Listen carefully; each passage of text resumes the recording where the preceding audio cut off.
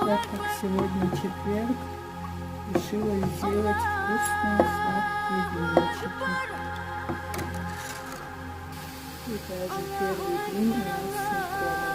На домашней простокваше, поэтому такие полненькие, толстенькие. Когда на молоке, конечно, блинчик получается тоньше. Домашняя жирная простокваша, они получаются пышные, как халатики, но все равно вкусные. С медом, с вареньем и со сметанкой. Если печь надо дольше, конечно, но ничего страшного. Толстячки мои блинчики.